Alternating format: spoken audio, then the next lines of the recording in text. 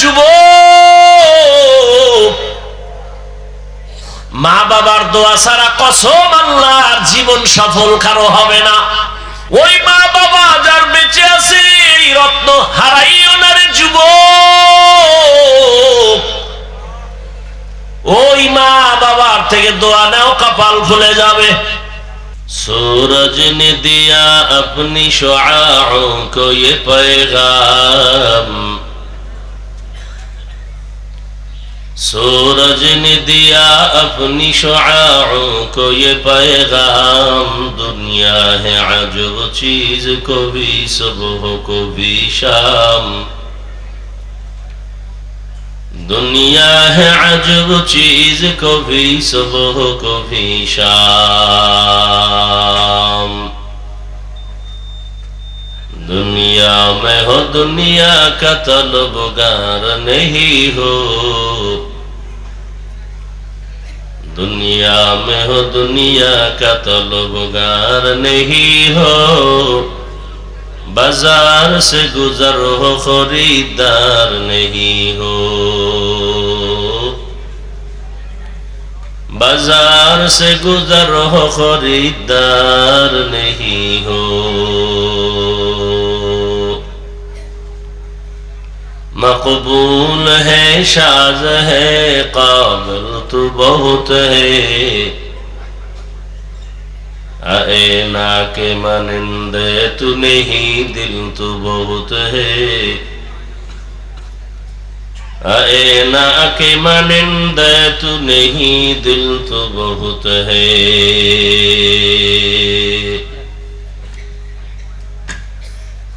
অধ্যক্ষার মাহফিল 11 এপ্রিল 2026, সভাপতি জনাব শহীদুল ইসলাম শহীদ সাহেব, হযরত উলামায়ে কেরাম, বিভিন্ন জায়গা থেকে আগত আল্লাহ পাকের আশিকিন, জাকিরিন, শাকিরিন, মুহিব্বিন, মুরব্বিয়ান আযম, কলিজার টুকরা আমার সমবয়সী যুবক বন্ধুগণ, স্নেহের ছোট ভাই, পর্দার আড়ালে মা বোনেরা, দয়াময় রব্বুল আলামিনের দরবারে শুকর যে আল্লাহ আমাদেরকে সুস্থ রেখেছেন, আলহামদুলিল্লাহ। জীবনের এক অমূল্য সম্পদ আমাদের সুস্থতা। টাকা পয়সা বাড়ি গাড়ি অনেক কিছুই যদি থাকে আর আপনি অসুস্থ থাকেন, এ জীবনের কোনো দাম নেই। টাকা পয়সা বাড়ি গাড়ি না থাকলেও আল্লাহ যদি সুস্থ রাখেন, এর থেকে সুখের জীবন আর হতে পারে? আল্লাহ আমাদের সুস্থতাকে দায়েমান কবুল করেন। আমাদের মাঝে এখনো যারা অসুস্থ তাদেরকেও পূর্ণ সুস্থ করে দেন। আমাদের মাঝের থেকে যারা বিদায় নিয়ে কবরস্থ হয়ে আছেন, আল্লাহ তাদেরকে জান্নাত দান করেন। রমজানুল মুবারকের ঈদ, ঈদুল ফিতর,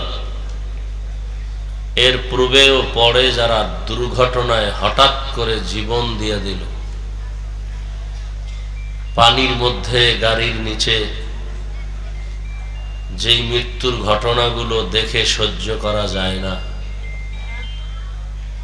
আল্লাহ তাদেরকে শহীদি মর্যাদায় জান্নাত দান করুন। আমাদেরকে আল্লাহ চলার পথে কুদরতের দ্বারা ইজ্জতের সাথে হেফাজতের ব্যবস্থা করুন।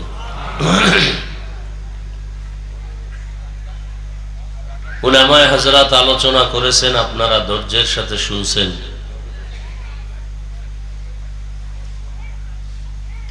আমার আসতে একটু বিলম্ব হয়েছে, মূলত সংকট, গাড়ি নিয়ে আসা, তেলের সমস্যা, যুদ্ধের পরিস্থিতি কারণে এক পর্যায়ে নিয়ত করেছিলাম আজকে আর আসা হবেই না। মাগরিবের সময় ভিন্ন ব্যবস্থা করে এরপরে আসছি, রওনা দিয়েছি মাগরিবের নামাজের পরে ঢাকার থেকে।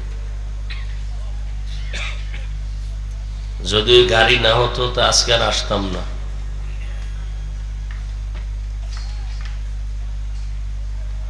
সব জায়গায় সংকট। দোয়া করি আমাদের এই অস্থিতিশীল পরিবেশ, বিশ্বময়, এর থেকে গোটা জাতিকে, গোটা দুনিয়াওয়ালাদেরকে স্বাভাবিক জীবনে আল্লাহ ফিরাইয়া দেন। আপনারা যারা তেলের লাইনে নাই, আপনারা মনে করেন বিপদ খালি আমগো।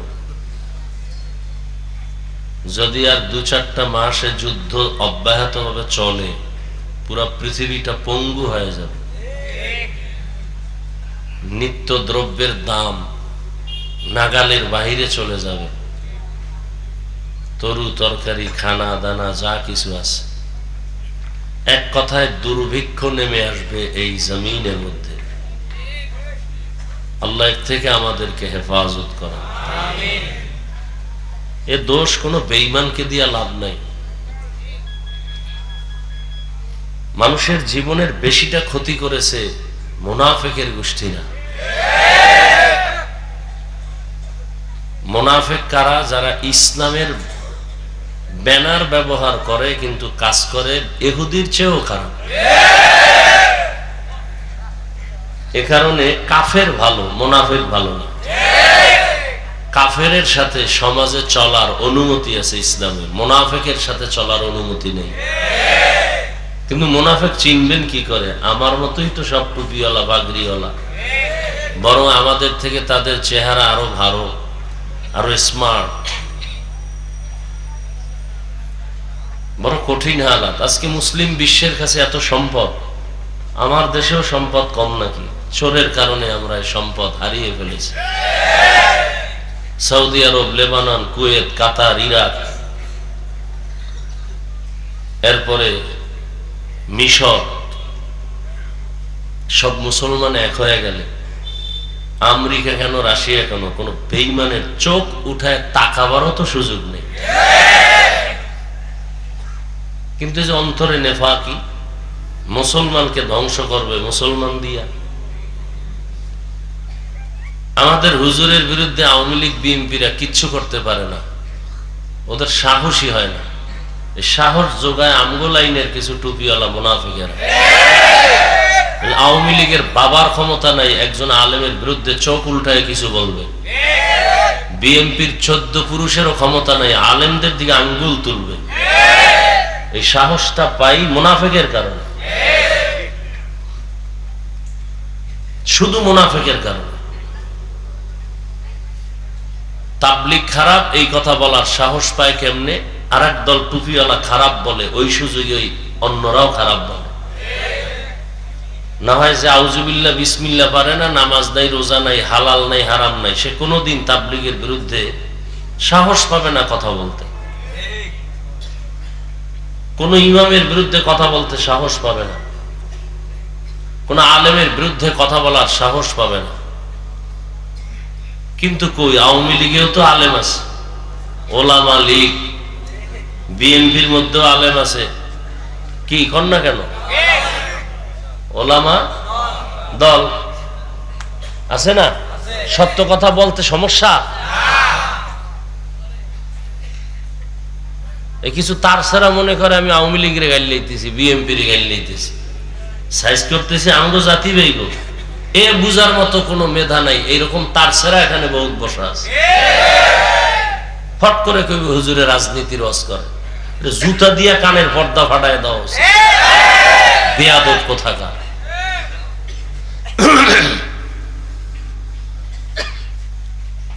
আওয়ামী লীগ করে এরকম আলেম নাই? বিএনপির মধ্যে আলেম নাই? এরা কি ইসলামের জন্য ওই দল করে না ক্ষমতার টাকার জন্য? এজন্য ১৫০০ বছর আগে রসুল বলে গেছেন, আলেম দেখলেই দৌড় দিও না, খবরদার। আলেম দুই ধরনের, দুনিয়াতে সব থেকে ভালো হবে একদল আলেম, আর সব থেকে খারাপ হবে একদল আলেম। আমাদের লাইনে খারাপ বক্তা নাই? নামাজও পড়ে না, বয়ান করে তাকওয়ার, গাড়ি তুইটাই টুপি খুইলা মোবাইলে ফেসবুকে মেরাজ করে, জিয়ারত করে, নাই? হাদিয়া না পাইলে লাইক দেয়, আছে না নাই? কই আমার সাথে বেদবি করছে, আপনারা কোথায় আছেন দেখেন, নাইলে কমিটি সব রাতের ঘুমে মরে যাবে। লাইভ দেয়। আর আমি লাইভ কি জিনিস বুঝি না। এই যে মোবাইলে বই আছে সব ফেরেশতা। কোন বাপের বেটা থাকলে দাঁড়ায় বলেন তো হাফিজ ভাই, টাচ মোবাইল চালাই আমি, কিন্তু কোনো গুনাহ হয় না, হাতের, চোখের, কানের, জবানের, অন্তরের। আপনার কপালে চুমা খাবো বলেন তো? এবার বুঝেন তাহলে আপনাদের চরিত্র বেশি সুবিধা না। যারা টাচ মোবাইল চালায় এদের চরিত্র বেশি। সত্য কথা বলতে টেনশন করেন?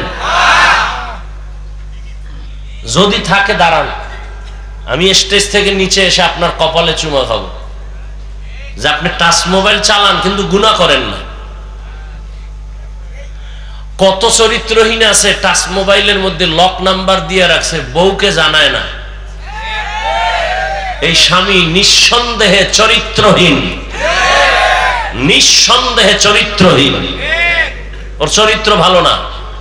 না হয় ওর মোবাইলের পাসওয়ার্ড বউ জানবে না কেন? কথা বলেন না কেন? ওটা কুলাঙ্গার, স্বামী নামের কলঙ্ক, চরিত্রহীন।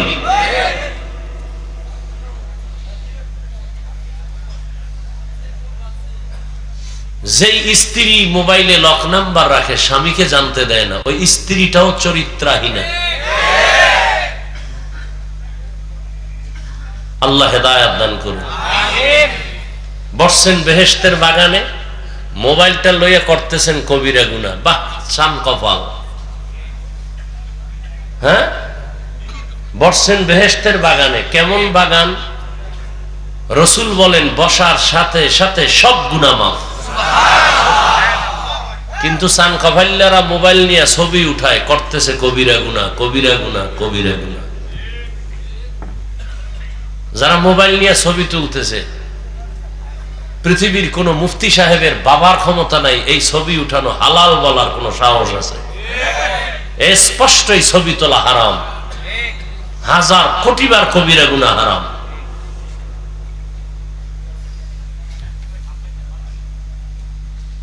আল্লাহ হেদায়েত দান করুন।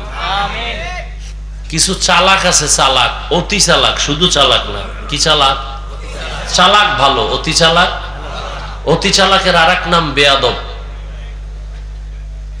চালাক ভালো, কি ভালো না? অতি চালাকের আরেক নাম কি?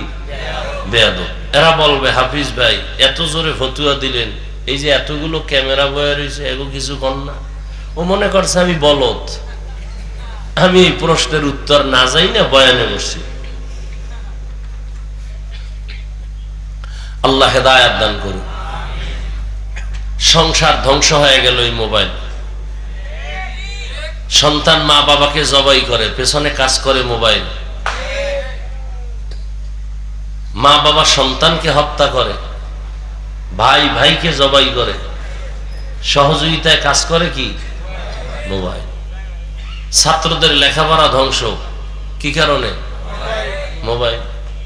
চরিত্র শেষ, শারীরিক দুর্বলতা দিন দিন, হার্ট দুর্বল, চোখের পাওয়ার দুর্বল, কিডনি দুর্বল। কিসের কারণে? অথচ ডাক্তার দেখায় আমার কিডনি যেন নষ্ট না হয়, চোখ যেন নষ্ট না হয়, অথচ অনায়াসে আমাদের পুরো বডি নষ্ট হয়ে যাইতেছে। কিসের কারণে? এই খবরও নাই, অনেকে বিশ্বাসও করে না। কি বলেন আপনি? আমি হুজুর হয়ে বলছি তো এই জন্য কানে ঢুকে না। গুগলে সার্চ দাও যুবকেরা, বাসায় গিয়া টাচ মোবাইল দেখলে শরীরের অঙ্গের কি কি ক্ষতি হয় সব বেরিয়ে আসবে। চিকিৎসা বিজ্ঞানী সব ওপেন থিওরি দিয়ে রাখছে যে কি কি অঙ্গের ক্ষতি হয়, চোখের কি ক্ষতি হয়, কানের কি ক্ষতি হয়, ব্রেনের কি ক্ষতি হয়। এই যে মোবাইল মাথার পাশে রাখে রাত্রে অনেকে ঘুমায়, মোবাইল ব্রাস্ট হয়ে যায়, মোবাইল ব্রাস্ট হয়ে আগুন লেগে মাথা নষ্ট। কারণ এটার মধ্যে একটা ম্যাগনেট আছে। এই যে বাড়ির ছাদের উপরে টাওয়ার লাগায় মোবাইলে, আছে না নাই? দেখবেন যত ঠাড়া পড়ে বিজলি সব ওই টাওয়ারে টানে। 3 কিলোমিটার যত বিজলি হবে সব টাওয়ারে টানবে, এবং এই টাওয়ারের আশেপাশে যারা থাকবে ওদের ব্রেন নষ্ট হবে, দিন দিন ঘাটতি হবে, ব্রেন ভারবে না। এটা আমার আব্বার কথা, এত চিকিৎসা বিজ্ঞানীদের থিওরি। যত আধুনিকতা তত মরণ ফাঁক। ফ্রিজ আসছে, খাওয়ার ভিটামিন গজবে লাগছে। ফ্রিজ আসছে, খানার ভিটামিন কি হয়ে গেছে? কথা বলেন না কেন? এটি লেখেন। ফ্রিজের যত ভাত আছে, ভাত ফ্রিজে রেখে যদি আপনি খান, 100 না ওভার 100 চ্যালেঞ্জ, আপনার কোনোদিন ডায়াবেটিস হবে না। এই ভাতে ওজন বাড়তে পারে কিন্তু ডায়াবেটিস হবে না। এবার বুঝেন যে ফ্রিজ কি পরিমাণ ভিটামিন আপনাকে সাপ্লাই দিতেছে। ফ্রিজে ভাত রাখবেন, এটা যদি আপনি গরম করে খান বা ঠান্ডা খান, পেটও ভরবে কিন্তু কোনো ডায়াবেটিস হবে? আসতে বলেন কেন? কত পার্সেন্ট বললাম? ওভার 100 বলছি। শরীরে ওজন বাড়বে সেটা ভিন্ন বিষয়। খাইবেন আর বাথরুম বোঝাই করবেন, কাম করবেন না, তো ওজন বাড়বেই।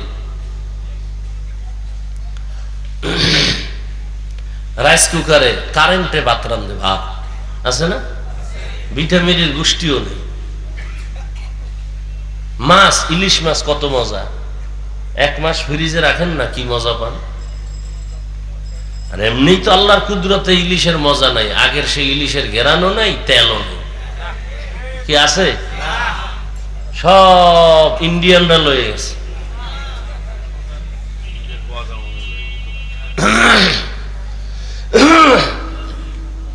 পহেলা বৈশাখ খাবেন না এই গজবের ইলিশ আর পান্তা ভাত? আমি তো ইলিশ আর পান্তা ভাত খাই মাঝে মাঝে। ইলিশ পান্তা মজা আছে, অনেক মজা। বাকি পহেলা বৈশাখী খাইতে হবে, এটা গুনাহ। এটা কি গুনাহ? কি খুব বিষ বিষ লাগতেছে অন্তরে না? জ্বলতেছে মনে হয় কিছু দিন। জ্বলবে না? আকাম করবেন তো, আমি বললে তো একটু জ্বলবেই। আপনি আকাম করেন, এতে দোষ নাই, আমি বলি কেন এটা দোষ না?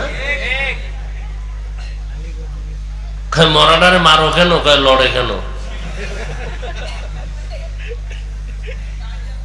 অন্তর এত নষ্ট হয়ে গেছে, ভালো কথা শুনতেও চায় না। চোখের চশমার আয়না কালো, এসে প্যান্ডেলে কয় বাতি কালো কেন? কেয়ামত আসলো নাকি? বলে তোর চোখের উপরে কেয়ামত আসছে, মাঠে আসে নাই। সমস্যা বাতির না চোখের? চোখের। তাবলিগ ভালো, পীর মুরিদি ভালো, কওমি মাদ্রাসা ভালো, আলেম ওলামা ভালো, যারা ভালো বলে না এদের অন্তর খারাপ।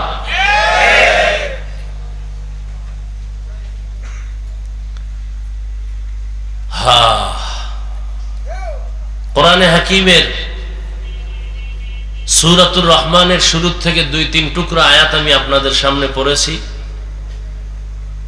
সংক্ষেপ সময় আমি আয়াত এবং রসুলের তরজমাটা বলে কিছু ব্যাখ্যা আপনাদেরকে শোনাবো। যদি আপনাদের ধৈর্য থাকে, উঠা বসা করলে আমি আস্তে মোনাজাত দিয়ে নেমে যাব, কারণ জোর করে বয়ান শোনাবার জন্য আল্লাহ আমাদেরকে পাঠায় নাই। লা ইকরাহা ফিদ্দীন, জোর করে কাউকে নামাজি বানানো যাবে না, বানাইলে সওয়াব হবে না। জোর করে কাউকে কালেমার রশি গলায় দেয়া যাবে না, দিলেও কোনো সওয়াব। যে দাড়ি রাখবে না তাকে জোর করে দাড়ি রাখানো যাবে না, রাখাইলে সওয়াব। তাহলে কি করা যাবে? শুধু বুঝানো যাবে। এই ওয়াজ মাহফিল শুধু বুঝাইতেছি, এটা করলে লাভ, এটা করলে ক্ষতি, এই বুঝিয়ে দিতেছি। তাবলীগওয়ালাদেরও একই কাজ। তবে ভাষা হয়তো কারোটা একটু নরম, কারোটা গরম, মানুষ হিসাবে সেক্ষেত্রে ক্ষমা চাই, আল্লাহর কাছেও ক্ষমা চাই, আপনাদের কাছেও ক্ষমা চাই। মানুষ হতে পারি না। মানুষ হতে পারলে তো যারা মানুষ হইছিলেন এগুলো বয়ান লাগে নাই। চট্টগ্রামের পটিয়া থানার মেইন কেন্দ্রে একটি মাদ্রাসা আছে, বিশাল বড় জামিয়া ইসলামিয়া পটিয়া মাদ্রাসা। ওই মাদ্রাসার বাণী প্রতিষ্ঠাতা মুফতি আজিজুল হক রহমাতুল্লাহ আলাইহি, এরা মানুষ ছিলেন। স্টেজে বসে নাহমাদুহু বললেই পুরো ময়দানের মধ্যে একটা কিয়ামতের আলামত শুরু হয়ে যায়। এরা ছিলেন মানুষ। এদেরকে দেখলেই জাহান্নামী মানুষগুলো জান্নাতের পথে আসার জন্য পাগল হয়ে যেত। আমরা মানুষ হইতে পারি নাই, বক্তা হয়েছি ঠিক, মাওলানা হয়েছি এটাও ঠিক, মানুষ হতে পারিনি। মানুষ বড় ভিন্ন জিনিস। মানুষকে আবার বয়ান করব কেন? দেখেন, আমরা মানুষ, মুসলমান, আপনার আমার আল্লাহ এক, নবী এক, কোরআন এক, কাবা এক, ধর্ম এক, কালেমা এক, কি না আলাদা? অথচ আমি দাড়ি রাখি, আপনি দাড়ি রাখতেই চান না। আপনিও মুসলমান, আমিও মুসলমান, আপনার আল্লাহ আমার আল্লাহ দুই না এক? তাহলে আপনাকে দাড়ির জন্য আলাদা বয়ান দিতে হবে কেন? টুপির জন্য বয়ান দিতে হবে কেন? সুন্নতের বয়ান দিতে হবে কেন? সুদের বিরুদ্ধে আপনাকে বুঝাতে হবে কেন? ঘুষের বিরুদ্ধে আপনাকে বয়ান করে বুঝাতে হবে কেন? ওই যে একটু আগে বলছি, আসলে মানুষ হতে পারিনি। যেই বয়ান আলেম ওলামারা, তাবলিগ ওয়ালারা, পীর সাহেবরা জুমার বয়ানে যেই পরিমাণ আপনাদের বয়ান করে, এর 1000 ভাগের 1 ভাগ বয়ান খালি হিন্দুদের করলে ওরা সব মদিনার আশেক হয়ে যেত। আর আপনি বয়ান শোনার পরে বিড়ি মোনাজাত দিয়ে গেছে, বিড়ি টানতে টানতে যাইতেছে। এরকম আছে না? নিমক হারাম। কি বয়ান শুনলো? মোনাজাত দেওয়ার পরেই বিড়িতে, মোনাজাতে বোধহয় বিড়ি চাইছে। সুদের টাকায় ব্যবসা, বাহাদুরির ভাব, খায় হারাম, করে মায়ে আপন গর্ভধারিণী মায়ের সাথে জিনার গুনাহ, বাহাদুরি করে। যারা সুদের সাথে জড়িত 24 ঘন্টা কার সাথে জিনার গুনাহ করে? গর্ভধারিণী আপন মায়ের সাথে জিনার গুনাহ। এই কথা বললে সুদখোরের মনে শান্তি না কষ্ট? কিছু কিছু তার সেরারা মনে করবে, হুজুরে আমারে চিনলো কেমনে, যে বৈশাই যে আমারে ধরলো। চিন্তা করছে সুদ খাওয়া হালাল না হারাম? যারা সুদের সাথে জড়িত এদের নামাজ কবুল হবে না, রোজা কবুল হবে না, হজ কবুল হবে না, তেলাওয়াত কবুল হবে না, মাদ্রাসা করলে সওয়াব হবে না, মসজিদে দান করলে সওয়াব হবে না, মোনাজাত দিলে কবুল হবে না। আরো শুনবেন, তওবা না করে মরলে চিরস্থায়ী জাহান্নাম। কয়দিনের জন্য জাহান্নাম? হ্যাঁ, এটি লিখে রাখেন। এটি কেউ বলবে না, বলার সাহস নাই, বলতেও পারবে না, কারণ শিয়ালের হাতে মুরগি আমানত। আমি বলে গেলাম, আমি চিন্তা করছি একদিন আসছি, আর জীবনে না আইলাম। আইসি যেহেতু জনমের মতো বলে যাই, কিন্তু মসজিদে আগামী জুমায় যদি এই বয়ান চলে, সূর্য ডুবার পরেই নোটিশ আসবে, ইমাম সাহেব 1 মাসের ছুটি। বলবে কেন?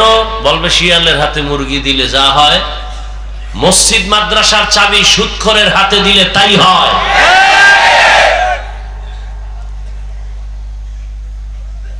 আল্লাহ হেদায়েত দান করুন। সুদখোরের মতো নিকৃষ্ট মানুষ দুনিয়াতে নাই।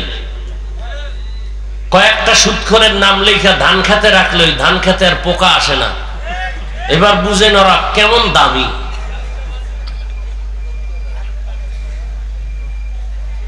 তবে আপনি লিখে দিলে হবে না, ভালো কোনো আমলওয়ালার দ্বারা লেখাই নিতে হবে। আপনি তো হাত না পাক, চোখ না পাক, জিহ্বা না পাক, অন্তর না পাক, আপনার কাজ হবে না। রাগ করতেছেন? আরে আমি আপনাকে লেখায় থাকবো, এত ভয় কি? ইমাম সাহেব বললেন না ভয় আছে যে আগামী জুমায়, পরের জুমায় দেখা হইব, একটু লজ্জা। হ্যাঁ, আল্লাহ হেদায়েত দান করুন।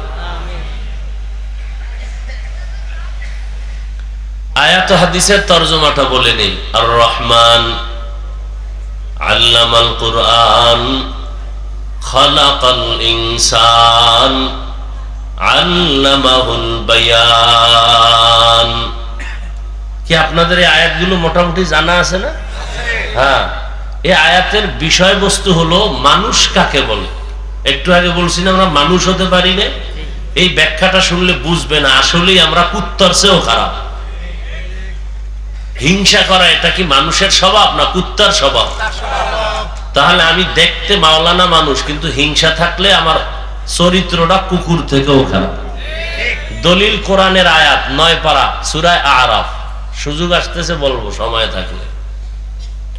আসলে বয়ান করার উদ্দেশ্য কি?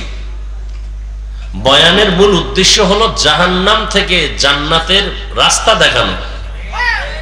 কি ভাই, আমার বয়ানের দ্বারা যদি আপনি জাহান্নাম থেকে বাঁচার পরামর্শই না পান, কোরআন হাদিস অনুযায়ী জান্নাতে আগাবার সেই পরামর্শ না পান, তো এটা বয়ানের মাকসাদ তো হাসিল হয় না। প্রত্যেকটা বয়ানের উদ্দেশ্য, বক্তার উদ্দেশ্য হবে একটা আল্লাহ ভোলা মানুষকে আল্লাহর দিকে আগায় দেওয়া, তাআল্লুক মা আল্লাহ, আল্লাহর সাথে কিভাবে সম্পর্ক তৈরি হবে, এই বয়ান। আর বয়ানের দ্বারা যদি আল্লাহর সাথে সম্পর্কের সেই বিশ্বাসটা, সেই অনুভূতিটা না আসে, তো কিসের বয়ান এগুলো? আপনাকে এত বয়ান করে, যে একটু আগে বললাম আমিও মুসলমান, আপনিও মুসলমান, আমি টুপি খুলতে চাই না, আপনি টুপি দিতে চান না, কারণ কি? আপনার আমার আল্লাহ এক, নবী এক, কোরআন এক, কাবা এক, ধর্ম এক, কালেমা এক। আমি দাড়ি কাটতে চাই না, আপনি রাখতে চান না, কারণ কি? আমি বেপরদায় চলতে চাই না, লজ্জা, আপনি বেপরদায় পর্দা করতে চান না, লজ্জা, কারণটা কি? আপনাকে টাকা দিব 500 টাকা, আপনি টুপি পরেন, এরপরে কেমন তোর টাকা তুই খাইয়া মর, টুপি দিব না, মাথা গরম। আর আমাকে যদি বলে তোমাকে চেয়ারম্যান এমপি বানাবো, তুমি টুপি আর দাড়ি কেটে ফেলো, বলবো পৃথিবী দিয়ে দাও, তারপরও দাড়ি কাটবো না। বিষয়টা কি? বিষয় কি? বিষয় কিচ্ছু না। ধোঁয়ার গন্ধ আসে কেন?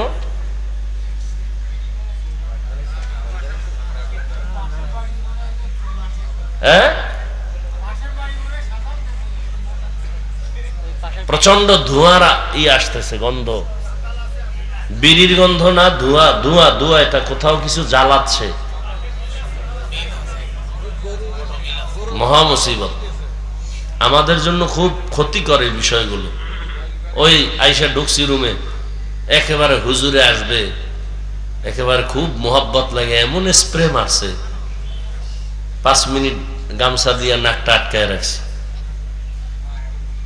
আবেগ,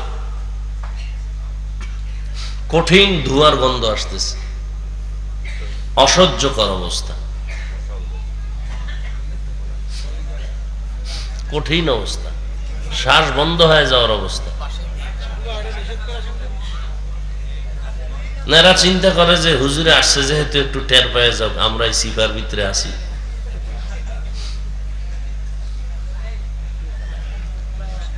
কতটা ক্ষতিকর এগুলো। ফ্যান দিলে দিতে হবে সামনে থেকে, সামনে থেকে এদিকে দিতে হবে, তাও আস্তে দিতে হবে, জোরে না। আবার তো আর এক মেশিন ছাড়লেন আওয়াজ দিয়ে, বন্ধ করেন, ফ্যান বন্ধ করে দেন।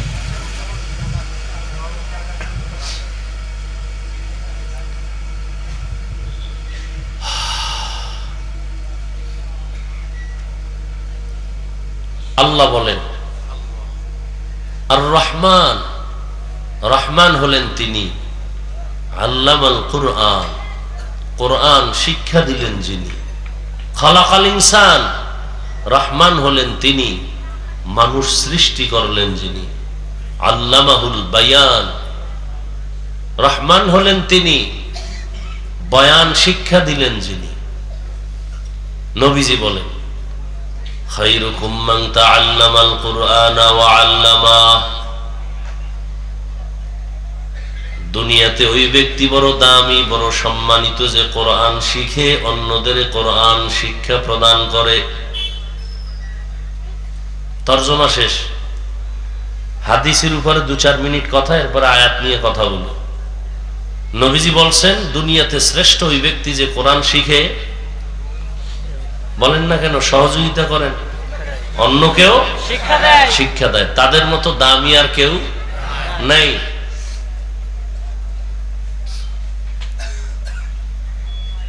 এটার দ্বারা মাকসাদ কি, উদ্দেশ্য কি, খুব খেয়াল করি। যেমন মাদ্রাসায় ওস্তাদ ছাত্রদেরকে ডাইরেক্ট পড়ায়, পড়ো আলিফ বা তা, এটা ডাইরেক্ট কোরআন শিখানো। এই ওস্তাদের যেমন মূল্য, ছাত্রের যেমন শ্রেষ্ঠত্বের মূল্য, ঠিক তেমনি ভাবে যারা কোরআনের ব্যাখ্যা শিখায়, যেমন এখানে কোরআন হাদিসের বয়ান হবে, আপনারা শিখবেন, আমরা দু চারটি কথা বলবো, এটাও ওই হাদিসের মিসদাক অনুযায়ী শ্রেষ্ঠ মজলিস। এ কারণে নবীজি কি বলছেন এই মজলিসটা সম্পর্কে? নবীজি বলেন, যারা কোরআন ও হাদিসের মজলিসে বসবে আর উলামায়ে আহলে হকদের দুটি কথা কোরআন হাদিস থেকে শুনে দুই একটা মাসআলা মুখস্থ করবে, শিখবে, এক মাসআলার বরকতে 100 রাকাত নফল নামাজের সওয়াব পেয়ে যাবে। যদিও মজলিসে অনেকগুলো ইসলামের বিধিবিধান শিখতে পারে, নবীজি বলেন 1000 রাকাত নফল নামাজের সওয়াব পেয়ে যাবে। আরো কত বরকতের কথা। এই যুবক, ঢুকলা কেন আর উঠো কেন? আমাদের ক্ষতি করার জন্যই আল্লাহ তোমাদের দুনিয়ায় পাঠাইছেন। জীবনে উপকার হবে না তোমাদের দ্বারা, হ্যাঁ, এইটাই কাম। শুরু করতে পারলাম না, ব্যারাম শুরু হয়ে গেছে। তা তো বৃষ্টি হওয়াই ভালো ছিল, তুফান টুফান হয়ে যায় তো ঘুমাইতাম বাসায়। মানুষের কোনো নিয়ামতের কোনো কদর নাই।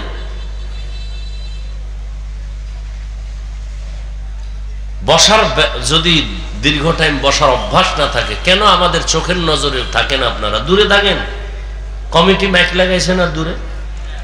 আপনাদের ব্যারামওয়ালাদের জন্যই তো এত দূরে মাইক লাগানো, যে বহু দূরে বসে বিড়ি টানবেন আর ওয়াজ শুনবেন, ফজর নামাজ না পড়ে ঘুমাবেন, খালাস। আমাদের সামনে আসবেন, বসবেন, আবার ডিস্টার্ব কেন করবেন? অন্যের ক্ষতি কেন করবেন বলেন? কত মানুষ বসে বয়ান শুনতেছে, আপনি উঠে গিয়ে কতটা ডিস্টার্ব করেন।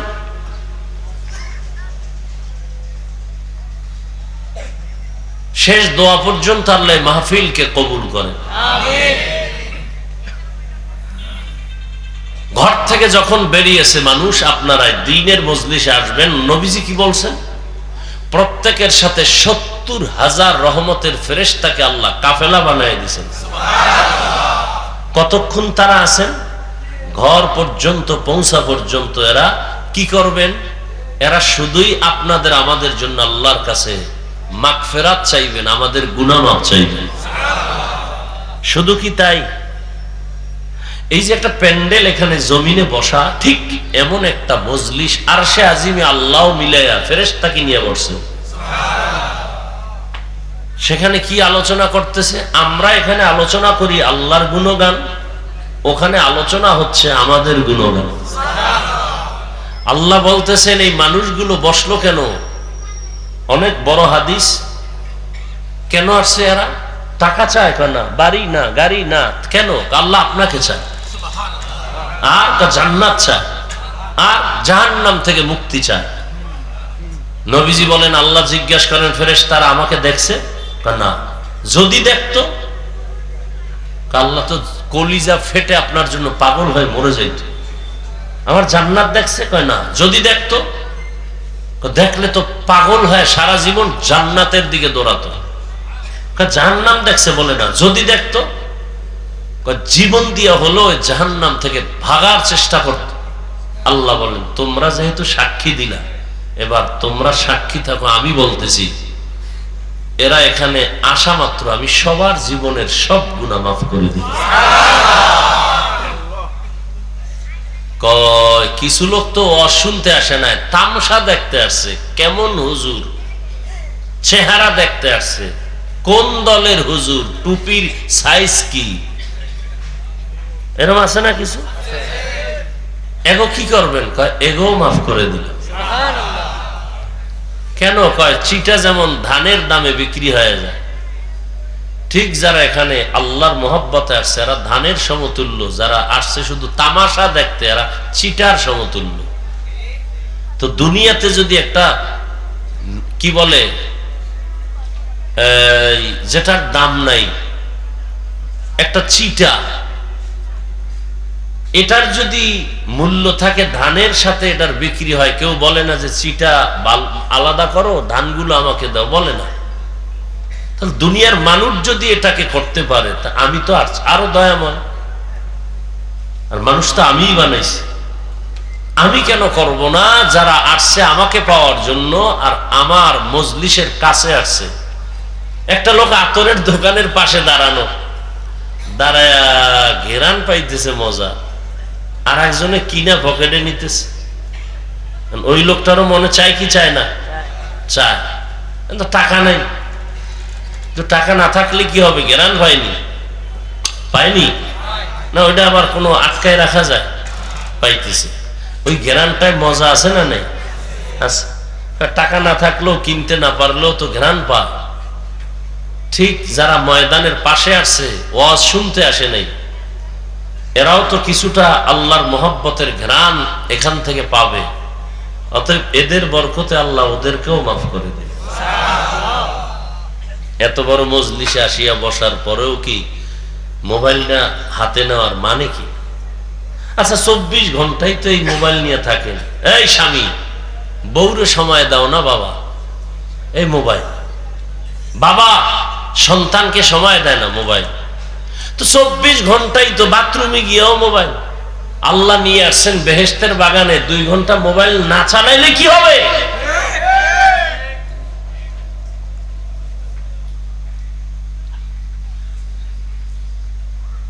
সবসময় তো মোবাইল নিয়ে থাকেন। বেহেশতের বাগানে 1-1.5 ঘন্টা মোবাইল হাতে না আনলে কি হবে? কি ক্ষতি হবে বলেন?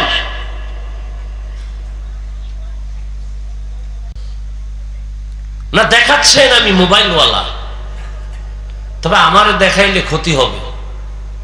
বয়ানের পরে দেখবেন জিনেরা মোবাইল নিয়ে গেছে। বহু জিন এখানে আছে মোবাইল নেওয়ার জন্য। জিনেরা দেখা যায়, মোবাইল সরেরও দেখা যায়।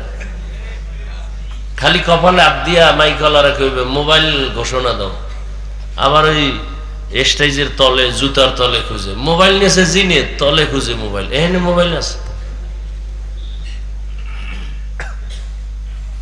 মোবাইল দেখাইয়েন না। জিনরা দেখলেই কিন্তু টার্গেট করবে যে না, এইটা নিলে 2 দিনের বাজার হবে। দেখাইয়েন না, জিনেরা দেখলেই কিন্তু নিয়ে যায়। শেষে আমও যাবে, সালাও যাবে। আল্লাহ, তাহলে এটা একটা শ্রেষ্ঠ মজলিস। কিসের কারণে? কোরআনের কারণে। কিসের কারণে? সোহবতে সালে তোরা সালে কুনাত, সোহবতে তালে তোরা তালে কুনাতে জামানা, সোহবতে বা আউলিয়া বেহতেরাজ সদ সালা তাআত বেরিয়া।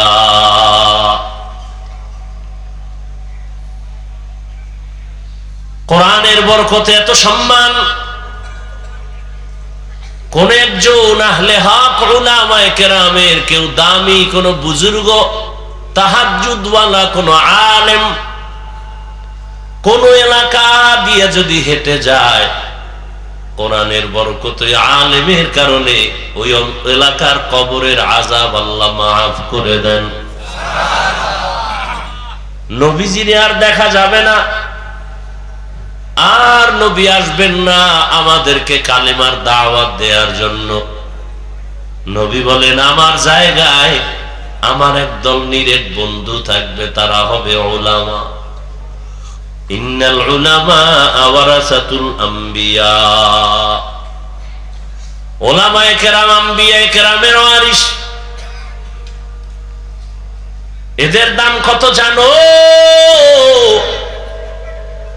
এরা যতটা কদম দেয়, কদমে কদমে গুনাহ মাফ।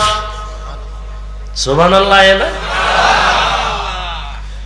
নূরের ফেরেশতারা ইলম ওয়ালাদের পায়ের নিচে তাদের পাখা বিছায়া দেন। হাত্তাল হিতানু ফিল মা, পানির মধ্যে যত মাছ আছে এগুলো কোরআনওয়ালা ইলমওয়ালার জন্য অল টাইম দোয়া করে। ইলমের বরকত ইলমেরা এজাজ করদান বেহিসাব খালকেরা দাদান জওয়াবে বা সওয়াব হক না দারত দোস্তে খালকা জারেরা নিস্তে ই খসলত একে দিনদারেরা। একজনে আলেম না, কোরআন হাদিস জানে, সে যদি সারা রাত দাঁড়ায় দাঁড়ায় যায় নামাজে নামাজ পড়ে, আর একজন আহলে হক আলেম বিছানায় এশার নামাজ পড়ে ঘুমায়, সাধারণ মানুষের নামাজের ইবাদতের চেয়েও আলেমের ঘুমের মূল্য আল্লাহর কাছে বেশি।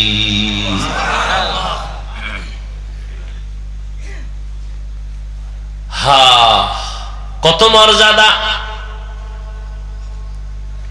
কিয়ামত পর্যন্ত এই জাতিকে জান্নাতের পথ দেখাবে একমাত্র উলামায়ে আহলে হক। আর কোনদিনে জমিনে আবু বকর, ওমর, ওসমান, আলী আসবেন না। বড় বড় আউলিয়া আব্দুল কাদের জিলানী, খাজা মুঈনুদ্দিন চিশতি আজমেরি, ইমাম গজালি আর আসবেন না, ইমাম আবু হানিফা আসবেন না। ফাকিহুন ওয়াহিদুন, কি হাদিসটা কি? আসাদ্দু ফাকিহুন ওয়াহিদুন, একজন ফকিহ কোরআন হাদিস রিসার্চ করে মাসআলা বের করেন, আসাদ্দু আলা শাইতানি মিন আলফি আবেদ, 1000 আবেদ। কয় হাজার? আবেদ বুঝেন তো, খালি ইবাদত করে কিন্তু ইলম নাই। 1000 আবেদের থেকেও একজন ফকিহ আল্লাহর কাছে দাম।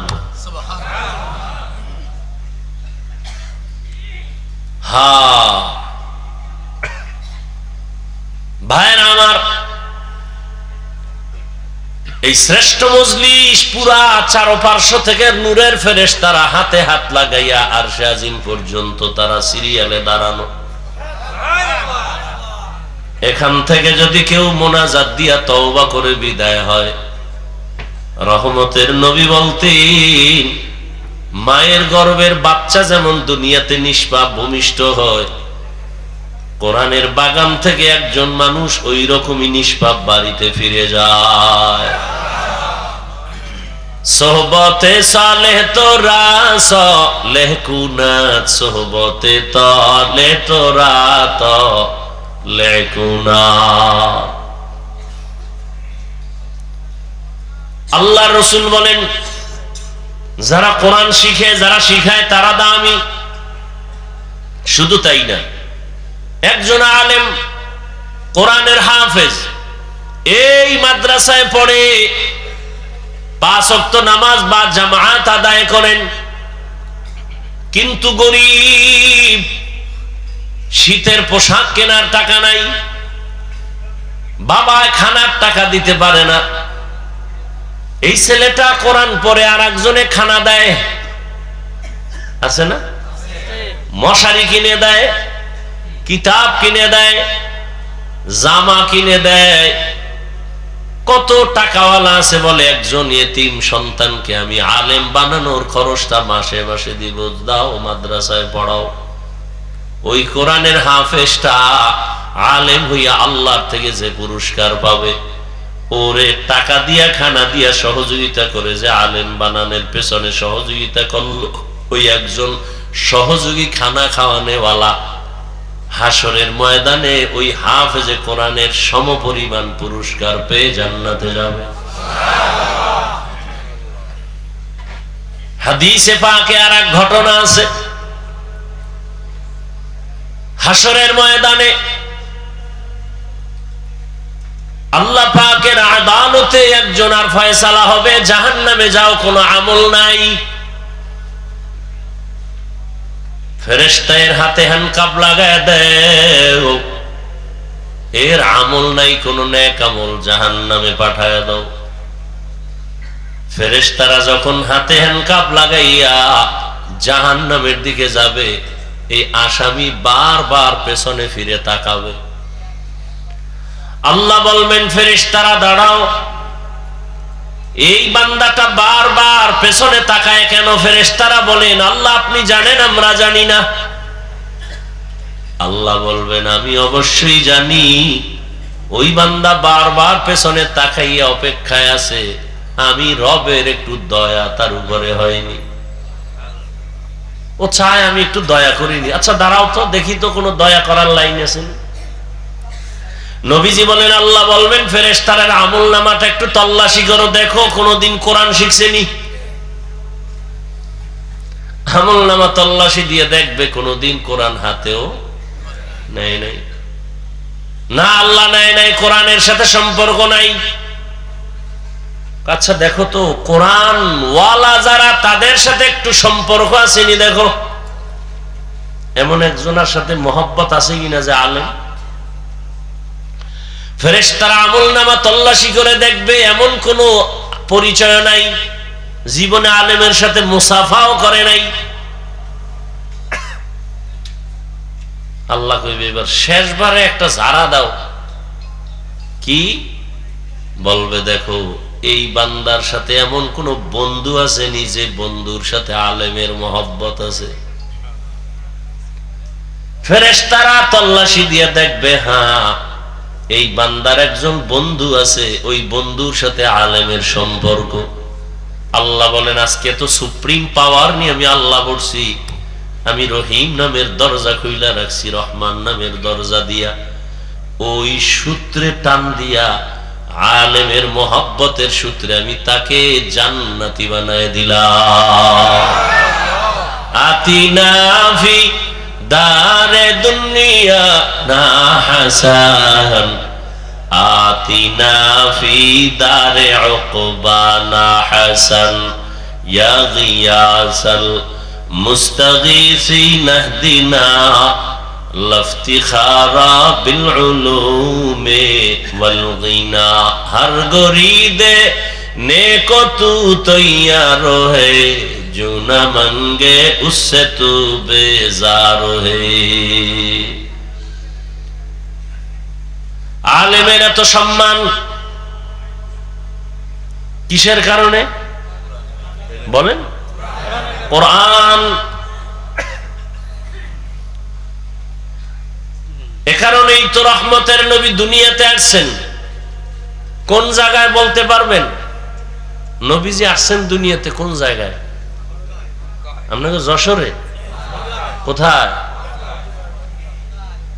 মক্কা নগরীতে আসছেন আমার রহমতের নবী। কেমন অবস্থা যখন মক্কার মানুষ ছিল চরিত্রহীন, লম্পট, এতটাই খারাপ, নারী পুরুষ একসাথে উলঙ্গ হয়ে বাইতুল্লাহ তাওয়াফ, নারী দেখতে পছন্দ লাগে না, কন্যা হলেই বাবার মাথা নত হয়ে যায়, সমাজে মুখ দেখাবো কেমনে, ছেলে হলে খুশি। বুঝেন কত খারাপ। ১৫০০ বছর পর আমার দেশের সমাজে এখনো কিছু কুলাঙ্গার আছে, মেয়ে হলে বেজার হয়, আসেনি? বউয়ের সাথে রাগ করে কথা বলে না। এই ফেতনির ঘরের ফেতনি সব মেয়ে দাও কেন? সন্তান কি বউ দেয়? কে দেয়?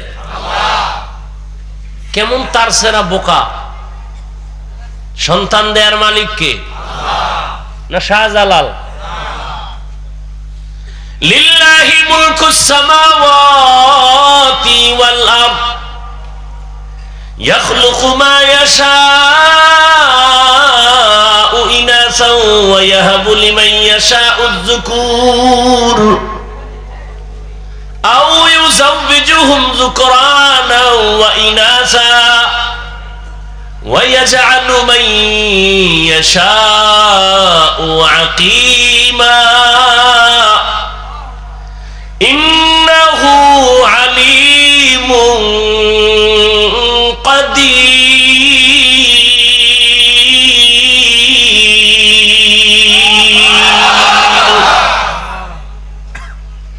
আসমান জমিনের মালিক কে?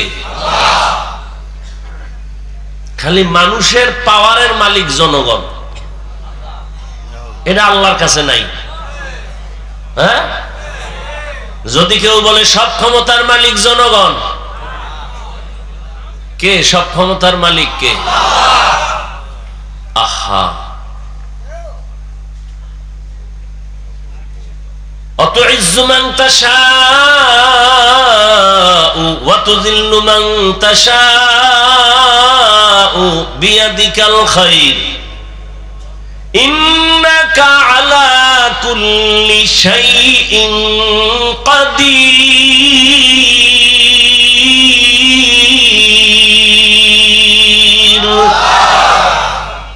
সব ক্ষমতার মালিক কাদের কুদরত দারি বার কামাল আনতা রব্বি আনতা হাসবি জুল জালাল তুহি কাদের জলিলুল্লাহ জাহাদার বহর হালে তুহি মেরা নেগাহদার। কষ্ট হইতেছে না?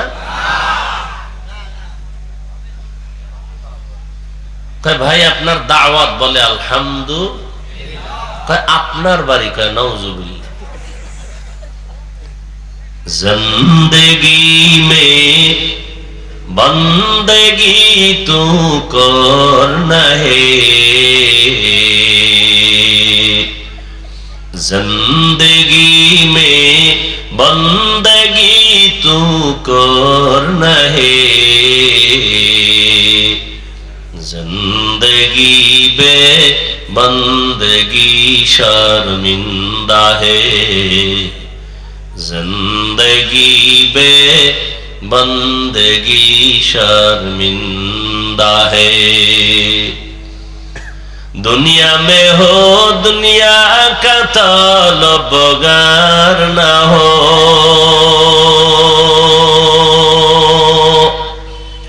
बाजार से गुजारो हो खरीदार ना हो। ये दुनिया एक मिसल कागज फूल है, ये दुनिया एक मिसल कागज फूल है, जिंदगी में बंदगी तू करना है,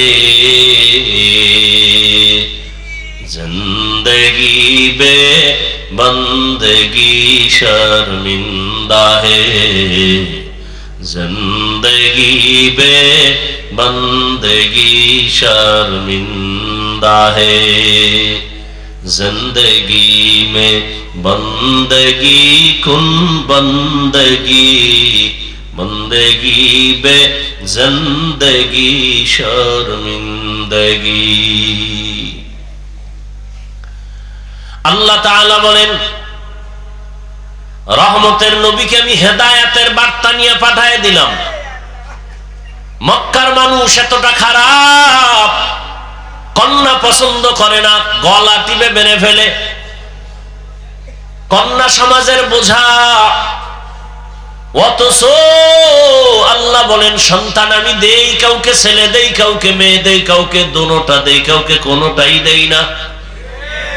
রহমতের নবী বলেন, আমার একটা ছেলেও নাই, আমি 4 কন্যার বাবা। ও দুনিয়ার কন্যালার বাবারা, শুকর আদায় করিও।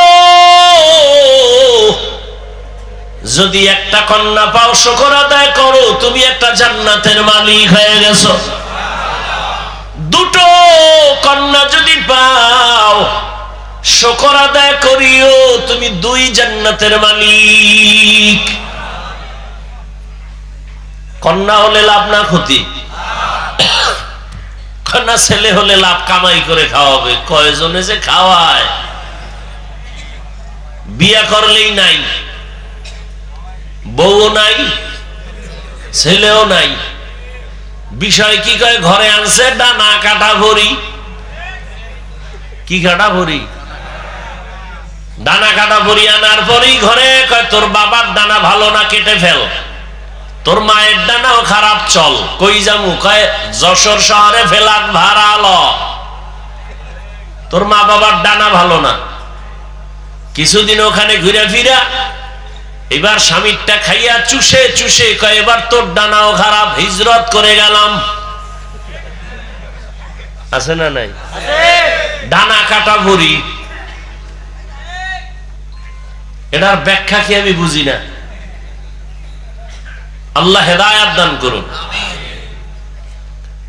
সন্তান দেয়ার মালিক কে? ছেলেকে দেন, মেয়েকে দেন, দোনোটা কে দেন? কোনোটাও দেন না। ক্ষমতা কার? আর আপনি স্লোগান দেন ছেলে হোক মেয়ে হোক, দুটোর বেশি নয়, একটা হলে আরো ভালো হয়, না হইলে আরো ভালো। আহা, কপাল পুড়েছে আমার। আল্লাহর জাতের কসম, ইসলাম রহমতের নবী নারীর মর্যাদা যে পরিমাণ বাড়িয়েছে, দুনিয়াতে কোন ধর্মে নারীর মর্যাদা বাড়ায় নাই। সব ধর্মে নারীর উপরে করেছে জুলুম, ইসলাম নারীর দিয়েছে অধিকার, নারীর সম্মান। এটা না বুঝার কারণে আমগো কিছু মারা রাস্তায় নেমে বলে আমগো অধিকার আদায় করতে চাই। কেমনে কয়, পুরুষ মাটি কাটবে আমরাও কাটবো, অধিকার আদায় করবে। আল্লাহ হেদায়েত দান করুন। একটা সন্তান, কন্যা সন্তান বাবার ঔরসে থাকবে, সম্মান, বাবা তার রক্ষণাবেক্ষণ করবে। মেয়েটা বিয়া দেওয়া পর্যন্ত কোনো চাপ দেওয়া যাবে না, কষ্ট দেয়া যাবে না। স্বামীর ঘরে যাবে, স্বামী তার লালন পালনের ভরণ পোষণের দায়িত্ব নিবে, স্ত্রী কোথাও কষ্টের কাজ করবে না।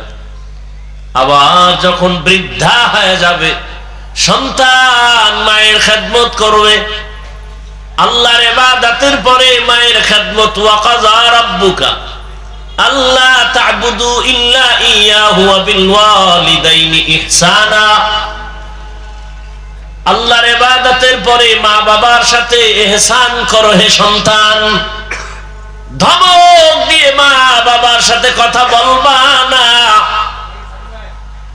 এমন কোন আচরণ করবা না যে মা কষ্ট পেয়ে বলবে আহ বা ও। আল্লাহ হেদায়েত দান করুন। এরে আমার কলিজার যুবক, মা বাবার দোয়া ছাড়া কসম আল্লাহর জীবন সফল কারো হবে না। তুমি জানো না ওই মা কত রাত ঘুমাতে পারে নাই, তোমাকে আমাকে ঘুম পাড়াইতে গিয়া নিজে ঘুমায় নাই। কি কষ্ট জীবনে মাকে দিয়েছো। মা বাবা শীতের দিন কষ্ট করেছে, তুমি জানো না। কত বাবা ছিল গরিব, মনে চাই ইলিশ মাছ দিয়া খানা খাবে, টাকার অভাবে মাছ কিনতে পারে নাই। মা ফল খাবে, টাকা নাই, কিনতে পারে না। আজ টাকাওয়ালা সন্তান, তোমার ঘরের ফ্রিজে কত মাছ কত ফল, কিন্তু কি লাভ হবে? যারা আফসুস করেছে তারা সাদা কাপড়ের প্যাকেট হয়ে আছে। চাইলেও আর খাওয়াইতে পারবা? ওই মা বাবা যার বেঁচে আছে, এই রত্ন হারাইও না রে যুবক। ওই মা বাবার থেকে দোয়া নাও, কপাল খুলে যাবে। জাকির নায়ক একজন ডাক্তার, আর আমার দেশের তাসনিমা নাসরিনও একজন ডাক্তার। গোটা দুনিয়ার মানুষ জাকির নায়কের জন্য পাগল। টাকার গরমে, ক্ষমতার গরমে। আর তাসনিমা নাসরিনের জন্য মানুষ ধিক্কার জানায়, ও মইরা গেল, ওর লাশটা বাংলাদেশে আসবে না। ভাইরা আমার, আল্লাহ তাআলা বলেন, রহমতের নবীকে দুনিয়ায় যখন আমি পাঠাইলাম, মক্কার অবস্থা বড় খারাপ। এতটা করুণ ওই মক্কার মানুষের চরিত্র, এত খারাপ। কন্যা সন্তান পছন্দ করে না। কন্যা হলে বাবা পাগল। কত বাবা আপন কন্যাটার গলা টিপে দুনিয়াতে পাথর চাপা দিয়া মেরে ফেলেছে। অথচ তাকায় দেখছেন, যার ঘরে ছেলে আছে, মেয়ে আছে, খবর নিয়ে দেখেন, একটা ছেলের অন্তরে যেই পরিমাণ বাবার প্রতি মায়া ভালোবাসা, এর থেকে শতগুণ মায়া একটা মেয়ের অন্তরের ভেতরে চলে।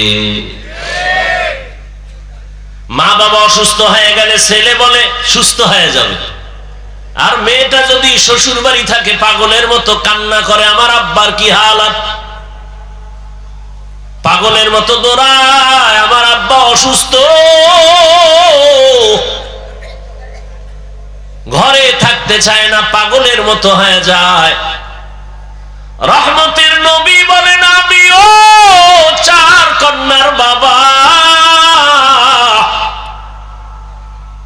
আমার কন্যার কথা যখন মনে পড়ে সহ্য করতে পারি না। আমার কনিষ্ঠ কন্যা ফাতেমা, নবী কোথাও যদি যাইতেন, সর্বশেষ ফাতেমার থেকে বিদায় নিয়ে যাইতেন। আবার দাওয়াতের কাজ শেষ করে যখন রহমতের নবী বাসায় ঢুকতেন, সবার আগে ফাতেমার ঘর দিয়া তারপরে নবী বাসায় যেতেন। একদিন নবী আসছে, তার নাতি হাসান হুসাইনের খবর নাই, ফাতেমার খবর নাই। আজ নবী ঘরে দরজায় এসে সালাম দিছে, আসসালামু আলাইকুম ইয়া আহলাল বাইত। ঘরের থেকে কোনো আওয়াজ নাই, নীরব নিস্তব্ধ। ও পর্দার আড়ালের মা বোনেরা, ভালো করে শুনেন, রহমতের নবী ফাতেমার বাড়ির দরওয়াজায় দাঁড়িয়ে সালাম দিতেছেন, কোনো জবাব নাই। আবার আওয়াজ দিলেন, আসসালামু আলাইকুম ইয়া আহলাল বাইত। ও ঘরওয়ালা, দরজা খোল। এখনো কোনো আওয়াজ নাই। মায়ার নবী আবার পেরেশান হয়ে গেলেন, নাকি আমার নাতিও মারা গেল, না আমার ফাতেমাও মারা গেল। আবার আওয়াজ দিলেন, আসসালামু আলাইকুম ইয়া আহলাল বাইত। ঘর থেকে আওয়াজ আসতেছে ফাতেমার কচি কণ্ঠে। রহমতের নবী, ঘরের মধ্যে চুপচাপ বসে আছি, দয়া করে আজ দেখা দিয়েন না, আপনার সামনে দাঁড়াবার মতো কোনো কাপড় আমার নাই। রহমতের নবী কান্না করেন। রহমতের নবী একটা চাদর দিয়ে কয়, মা চাদর পরে আসো। দরজা খুলে দেখে সামনে মাটির উপরে ফ্লোরে নাতি হাসান একদিকে ঘুমায়, হোসাইন একদিকে ঘুমায়। নানার কণ্ঠের আওয়াজ পাইয়া হাসান হুসাইন লাভ দিয়ে উঠে নানার গলা জড়ায় কাঁদে আর কয়, ও নানা, আম্মুর বিচার করো, আমাদের আজ খানা দেয় নাই, আমরা না খেয়ে কান্না করে করে মাটির মধ্যে পড়ে গেলাম। ফাতেমাও কাঁদে, হাসান কান্দে, নবীও কান্না করে। এমন করুণ হালাত। ফাতেমা রাদিয়াল্লাহু আনহা বলেন, রহমতের নবী ঘরের চুলায় আগুন জ্বলে না, খানা নাই। আমার সন্তান আপনার নাতি হাসান হোসাইন কাঁদতেছে, কি দিব? পাতিলার মধ্যে পাত্রে পানি গরম করে সান্ত্বনা দিয়েছি, একটু অপেক্ষা কর, খানা রেডি হবে তারপরে খাবে। ওরা কান্না করতে করতে মাটির মধ্যে ঘুমিয়ে পড়েছে। রহমতের নবী কান্না করে, নবী খেজুর বের করে দিলে, নেও খেজুর, আমি খাই তোমরাও খাও। রহমতের নবীর বরকতি হাত মুবারকের খেজুর খেয়ে 3 দিন 4 দিনের ক্ষুধা জাগায় নিবারণ হয়ে গেল।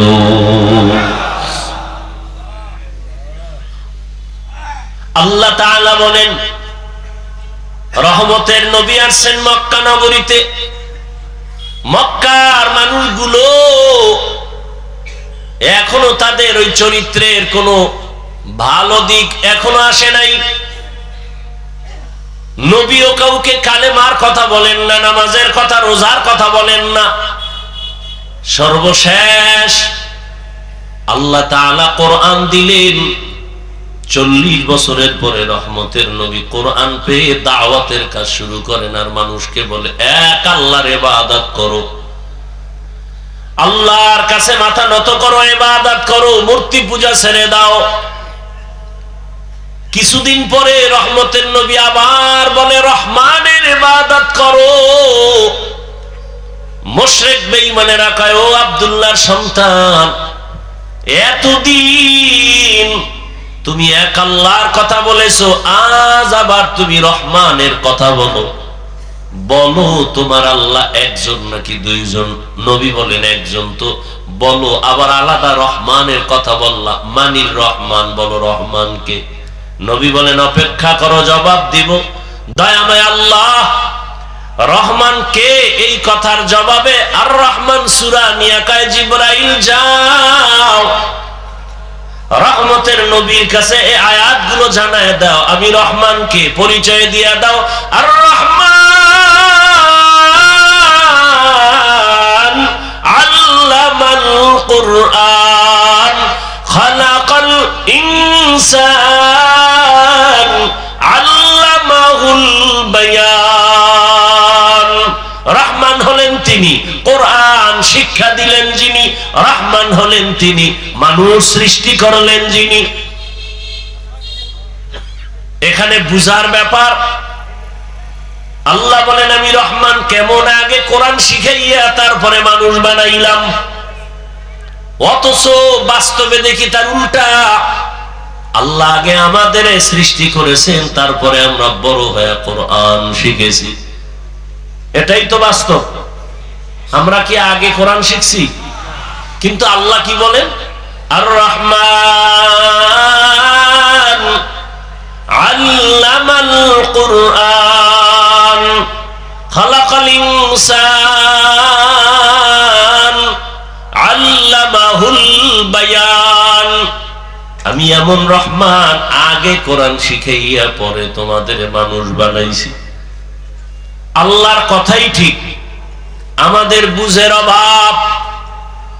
মুফাসসিরিনে কেরাম বলেন, আল্লাহ কেন বললেন আগে কোরআন শিখাইলাম পরে মানুষ সৃষ্টি করলাম? তার কারণ হলো আল্লাহর আদালতে সব মানুষ জান্নাত পাবে না।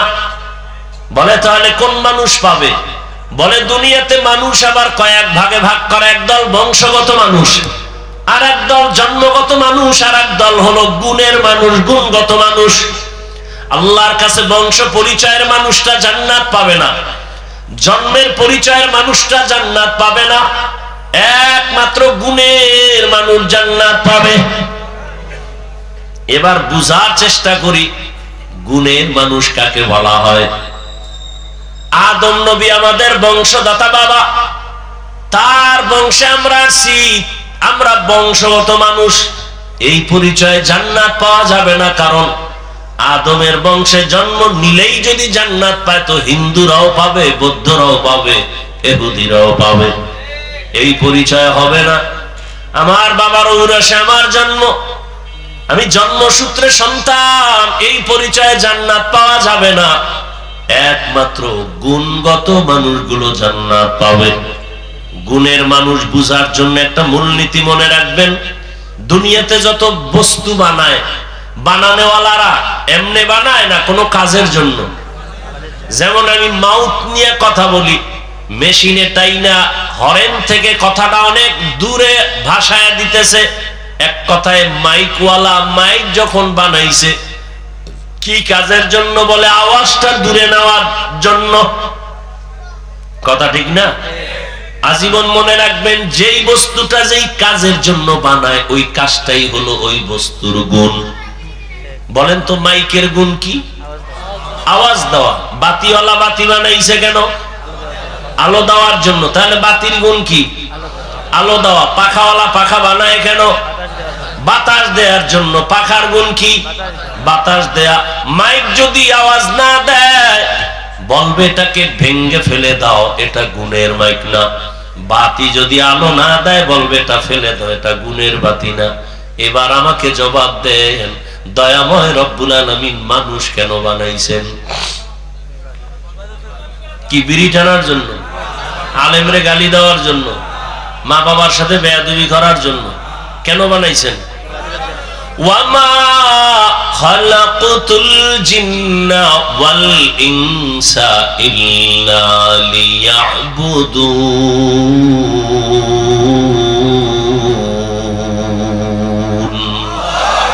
মা খালাকতুল জিন্না ওয়াল ইনসি বাখা জুজ ইবাদত নিস্তে মাকসুদ আজ্জাহা। দয়াময় আল্লাহ মানুষ বানাইছেন ইবাদতের জন্য। কোন কাজের জন্য? ইবাদত। অতএব মানুষের গুণের নাম হলো ইবাদত। আল্লাহ ইবাদতের জন্য মানুষ বানিয়েছেন। ভালো করে খেয়াল করেন, তাহলে মানুষের গুণের নাম।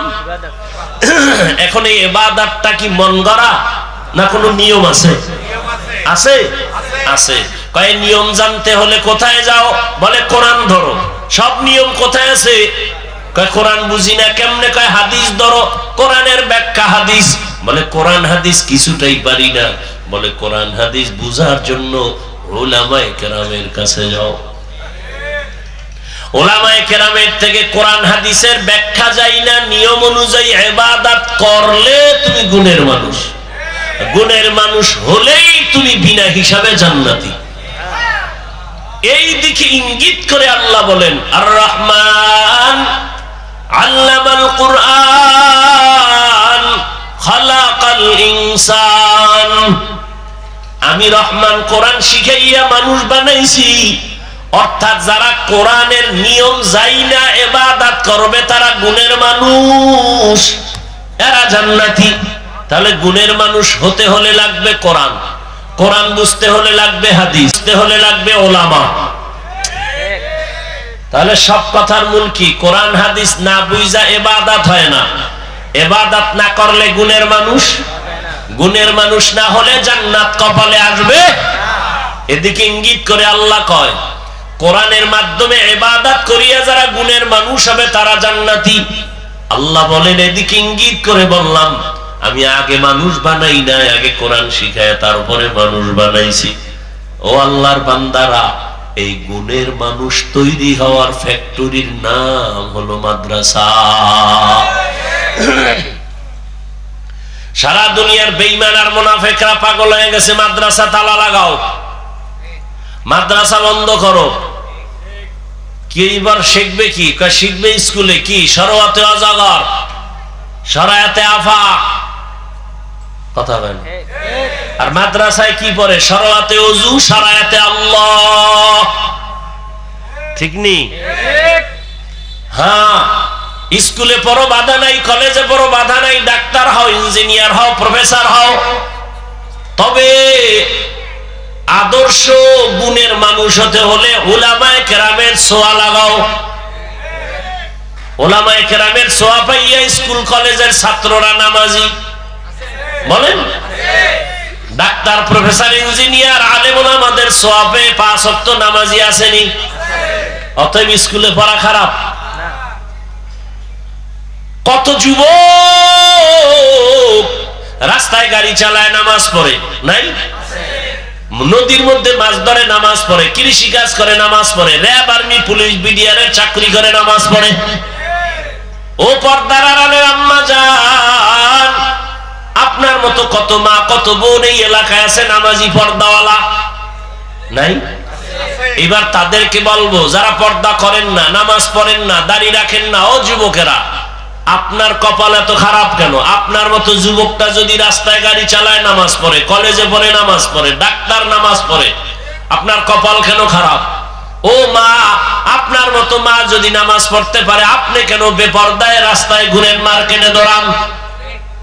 এখনো সময় আছে, গুণের মানুষ হইয়া কবরে যান, সন্তানটাকে কোরআন পড়ায় আদর্শ ডাক্তার বানায় দেন। ও যুবক, মা বাবার দোয়া নিয়ে ডাক্তার হও, জীবন ডাক্তার জাকির নায়েকের মতো হবে। আর যদি বেয়াদবি করো মা বাবার সাথে, আলেমদের সাথে, শিক্ষকের সাথে, তাসলিমার পরিণাম ফল হবে। এখনো সময় আছে, তওবা করো, মনে মনে আল্লাহকে বলো, আর নামাজ ছাড়বা না, দাড়ি কাটবা না, বেপরদায় চলবা না, মা বাবার দোয়া, শিক্ষকের দোয়া, উলামায়ে কেরামের দোয়া নিয়ে চলবা, নবীর আদর্শ মেনে চলবা। মা বোনেরাও তওবা করেন, আর বেপরদায় চলবেন না। সন্তানটাকে কোরআনওয়ালা বানাবেন, ডাক্তার ইঞ্জিনিয়ার বানাবেন, পর্দা করবেন, স্বামীর মাল হেফাজত করবেন। মুরব্বীরাও তওবা করেন, আর নামাজ ছাড়বেন না, বেপরদায় চলবেন না। সন্তানটাকে আদর্শ ইঞ্জিনিয়ার, প্রফেসর, ডাক্তার বানাবেন। তওবা করার মতো যদি অন্তর থাকে, মুনাফিকি না থাকে, খাঁটি তওবার নিয়তে দুটো হাত আল্লাহকে দেখায় দেই। আয় আল্লাহ, হাতগুলো কবুল করে নেন, তওবা কবুল করে নেন, তওবার উপরে মজবুত হয়ে চলার তৌফিক দান করেন, আমিন। আলহামদুলিল্লাহি রাব্বিল আলামিন, ওয়াসসালাতু ওয়াসসালামু আলা সাইয়্যিদিল আমবিয়াই ওয়াল মুরসালিন ওয়া আলা আলিহি ওয়া আসহাবিহি আজমাইন। ইয়ামিন ইয়া আরহামার রাহিমিন, ইয়া আরহামার রাহিমিন, রব্বিরহামহুমা কামা রব্বায়ানি সগীরা। আল্লাহুম্মা ইন্নাকা আফুউন কারীম তুহিব্বুল আফওয়া ফা'ফু আন্না। اللهم إنا نسألك رضاك والجنة ونعوذ بك من سخطك والنار. اللهم إنا نعوذ بك من البرص والجنون والجذام وسيء الأسقام. রব্বুল আলামিন, মেহেরবানি করে আপনি আমাদেরকে মাফ করে দেন, ওলামায়ে কেরামদের কবুল করে নেন, মুরব্বী, হাজী সাহেব, ব্যবসায়ী, চাকরিজীবীদের কবুল করে নেন, যুবক ছাত্রদের কবুল করে নেন, পর্দার আড়ালের মা বোনদের কবুল করে নেন, মাদ্রাসা কবুল করে নেন, এলাকাবাসীকে কবুল করে নেন। আয় আল্লাহ, গুনাহমুক্ত তওবাওয়ালা জীবন দান করেন। আয় আল্লাহ, আয়োজনকারী, সহযোগিতাকারী, দান সদকাকারীদের কবুল করে নেন, এলাকার ঘরে ঘরে শান্তি দান করেন। আমার কলিজার যুবকদের 5 ওয়াক্ত নামাজি, কোরআন পড়নেওয়ালা বানায় দেন।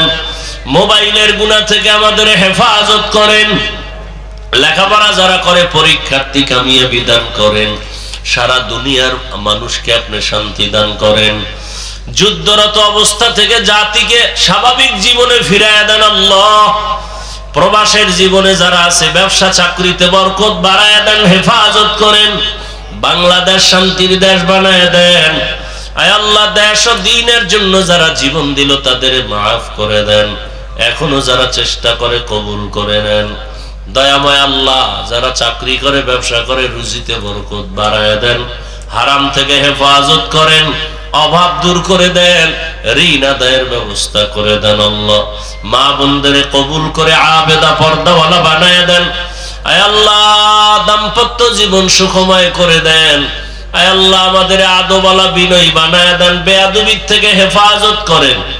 আয় আল্লাহ, মাদ্রাসা, মসজিদ সহ সমস্ত শিক্ষা প্রতিষ্ঠান নবীর আদর্শে কবুল করে নেন।